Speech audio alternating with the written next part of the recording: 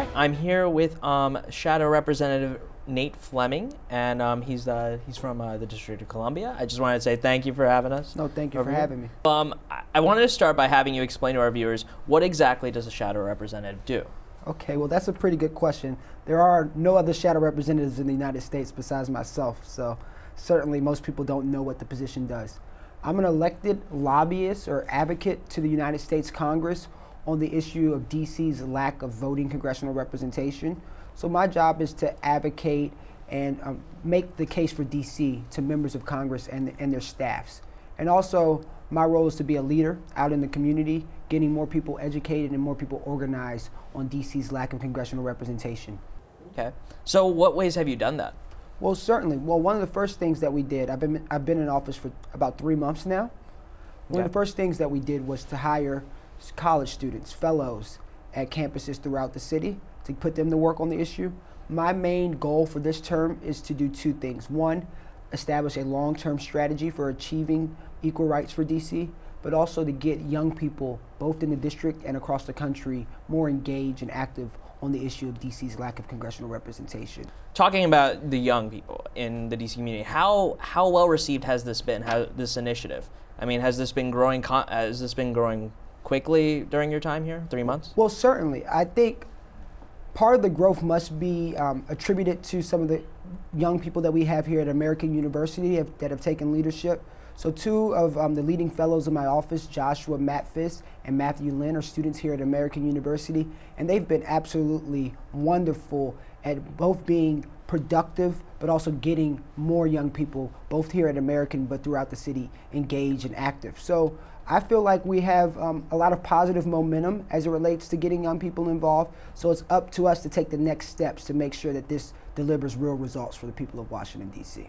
So what ways would you want to go through, besides getting young people active? Is there something that we could do through a congressional standpoint? Do we have to go through DC City Council? I know they probably support this initiative as well.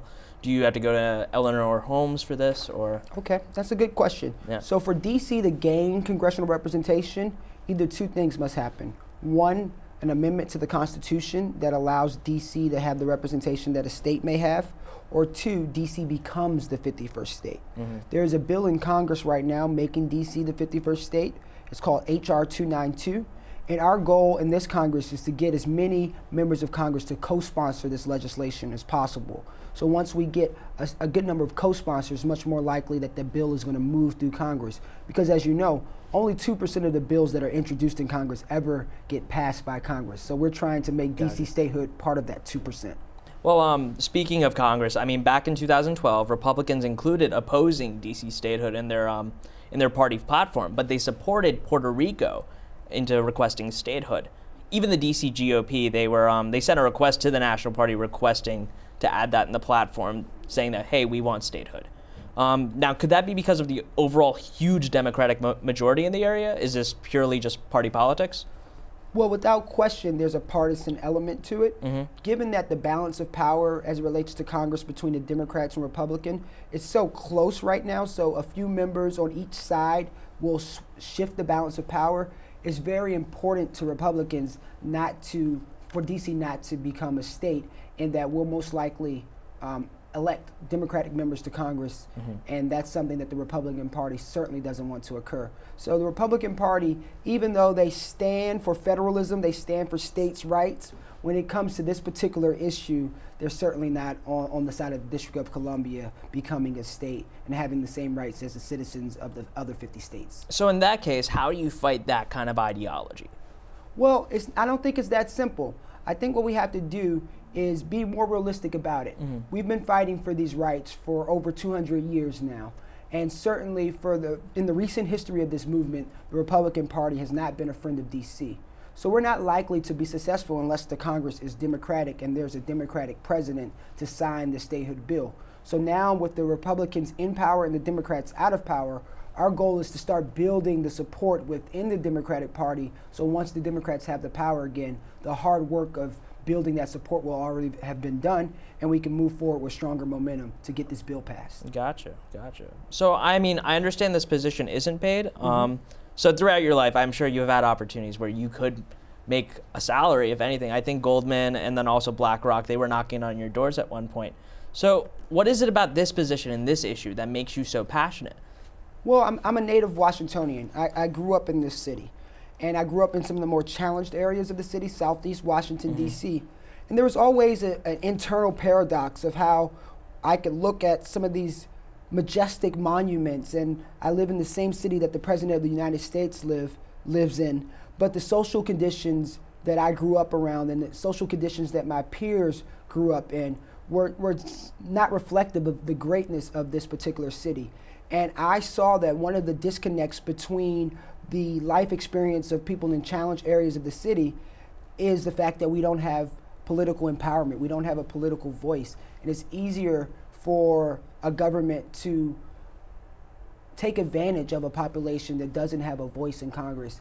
And so changing that, empowering some of the voiceless, some of the marginalized people here in the District of Columbia has always been a goal for me.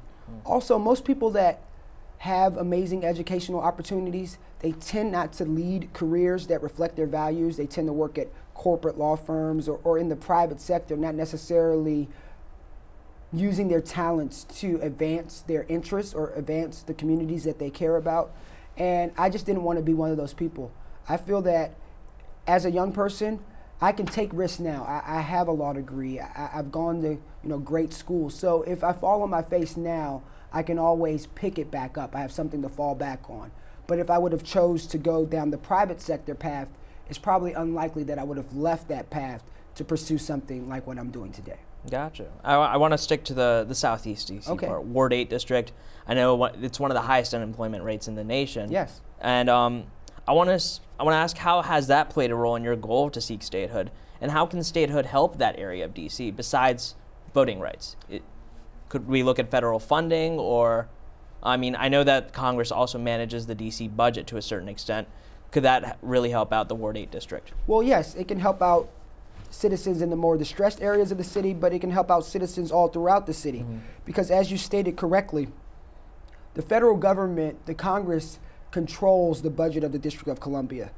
They can make any change and they must approve the District of Columbia's budget before it's enacted. So because of that, members of Congress that don't necessarily have a connection to the District of Columbia, they're able to put restrictions in our budget that has very real implications for the people in DC. I'll give you two examples. In the 90s, there were restrictions placed on the DC budget that limited the use of local funds to advance HIV and AIDS prevention programs. And now today, the HIV rate in Washington, D.C. is 3%, the highest rate of any jurisdiction in this country. And it's on an epidemic level. Our HIV AIDS rate here in D.C. is on the level of several sub-Saharan African countries. Another issue is the reproductive health care for poor women. As you know, many poor women in the country rely on the government for their health care, and particularly for their reproductive health needs. Well, last year, there was a restriction placed on the budget that limited the use of our local money to fund health care for poor women. And as you know, those have very real implications, life or death situations, both reproductive health and HIV AIDS. And Congress's power or control of the District of Columbia's budget has very real implications on those two issues. And in general, if DC was a state, there would be an additional $2.3 billion put into the local economy through the removal of various tax restrictions that are placed on the district right now. As you know, an additional $2.3 billion could go a long way to improving educational conditions, improving the employment situation here, and offering a higher level of city services that the tax-paying citizens of the District of Columbia truly deserve. Okay. Well, I want to move on to the Mayor Gray, and then also Representative Norton, who is a delegate in the United States Congress. How have they assisted in the goal for DC statehood? Have you met with them on multiple occasions? Oh, most certainly. I began my career in politics as an intern in Congresswoman Norton's office when I was 16 or 17 years old. So I worked very closely with her and her staff throughout my career, but most certainly in my work as the U.S. representative. Congresswoman Norton has been a champion for this issue for over 20 years. She's a national figure. She commands respect. When she says something, people pay attention. And we need that type of aggressive leadership on this issue. And we need someone that's qualified like Congresswoman Norton. She's a graduate of Yale Law School, a professor at Georgetown University. And I've tried to follow in her footsteps in preparing myself to be of service to the people of the District of Columbia. And as it comes to Mayor Gray, there's probably been no stronger advocate for DC statehood as the mayor of DC than Mayor Vincent Gray. He made it a priority while he was running for the office, and since he's been elected to the mayoralty, it's been a focus of his. If you go to any major speech by the mayor, the issue of statehood is going to be brought up. As you know, earlier last year, he was arrested for the issue of DC statehood. He committed civil disobedience in order to bring more attention to the issue. And I was actually in California the day he was arrested. The next day, a professor of mine came up to me and said, hey, your mayor got arrested on the statehood issue that you talk about all the time. So that goes to show the national and international attention that's brought to the issue by the actions of our mayor. Speaking of the national issue of statehood, we have tourists come in all the time. Yes. How important is it to let them know about the issue, and what can they do to actually help out? Well, it's very important to not only let tourists that come into DC know about the issue, but using the internet and using technology to spread the message all throughout the country. 70% of United States residents are unaware that the District of Columbia lacks congressional representation.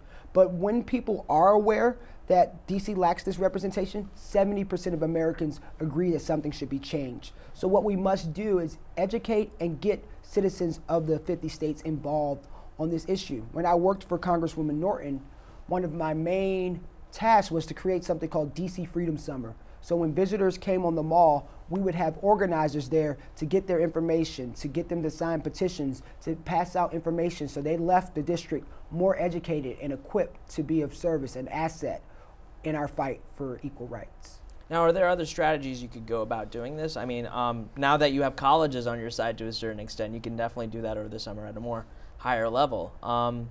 I mean, when tourists come in, they think that DC is probably just the White House, Capitol Hill. I mean, it's just the stereotypical DC. But some people forget to realize that people actually live and work here. Yes. So is there something that we can do to look at, hey, there are neighborhoods here. What are ways that we can get tourists more involved at that area? I think two things. We need to increase the visibility of this issue here in the city. So for example, in the airport, there may be, we can have signs to let people know about our lack of enfranchisement.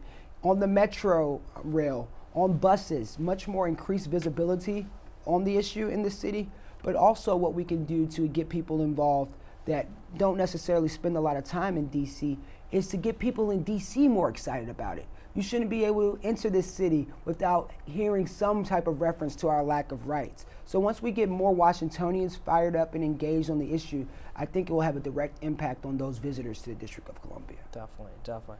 All right, I guess we're just about out of time. I just want to thank you for your time, and good luck on your initiative. No, thank you. Yep, sure. Thanks for having me. Yep.